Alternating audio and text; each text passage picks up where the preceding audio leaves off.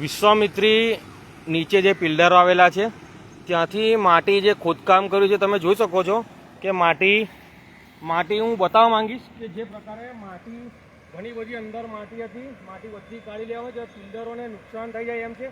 તમે જોઈ શકો છો કે જે પ્રકારે માટીનું ધોવાણ ચાલી રહ્યું છે, પિલ્લરોને ગમે ત્યારે ધરાશાયીને નુકસાન થઈ શકે એમ છે, કારણ કે જે પ્રકારે માટીનું ધોવાણ છે તમે જોઈ શકો છો।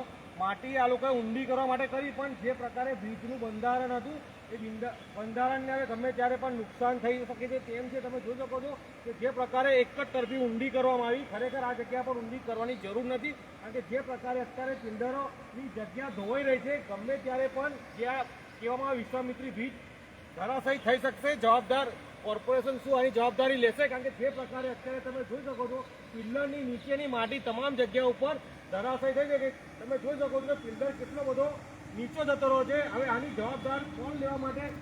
તંત્ર શું આની જવાબદારી લેશે? કારણ કે જે પ્રકારે બ્રિજો છે, બ્રિજની અંદર કેટલા પ્રકારના ઊંડું છે તમે જોઈ શકો છો કે માટીના જે કહેવામાં આવે માટીના નિશાન પણ હજુ છે કે આટલી માટી ત્યાં લોકોએ કાઢી નાખી છે કે જે પ્રકારે ધોવાણ ચાલી રહ્યું છે। હું તમને હજુ બતાવીશ નજીકથી દ્રશ્ય, કારણ કે જે પ્રકારે કોર્પોરેશન જે કામગીરી કરી રહ્યું છે આ બ્રિજની ઉપર જે બહુ મોટું નુકસાન છે, ગમે ત્યારે પણ આ નુકસાન થઈ શકે એમ છે, કારણ કે જે પ્રકારે પિલ્લરોનું ધોવાણ ચાલી રહ્યું છે, માટીઓનું ધોવાણ ચાલી રહ્યું છે, એ પ્રકારે મસ્ત મોટો જે કહેવામાં આવે ભ્રષ્ટાચાર। કારણ કે જે પ્રકારે આ વિશ્વામિત્રી બ્રિજ છે, આ વિશ્વામિત્રી બ્રિજની અંદર ગમે ત્યારે બ્રિજ પડી શકે, કારણ કે જે પ્રકારે માટીનું ધોવાણ છે, હજુ તો તમે વિચારો કે હજુ સુધી પાણી છોડવામાં નથી આવ્યું। જો છોડવામાં આવશે તો આ જે ધોવાઈ રહ્યું છે તમામ ધોવાશે અને પિલ્લર ગમે ત્યારે ધરાશાયી થશે। તો તાત્કાલિક ધોરણે આ જે બ્રિજોના જે પાયા છે એ પાયાને સેફટી મૂકવી જોઈએ, કારણ કે જે પ્રકારે ધોવાણ છે તમે જોઈ શકો છો, હું જઈ નહીં શકું કારણ કે ઊંડો ઘરકાવ ભાગ છે। આ જોઈ શકો છો કે જે પ્રકારે પાણીનું ધોવાણ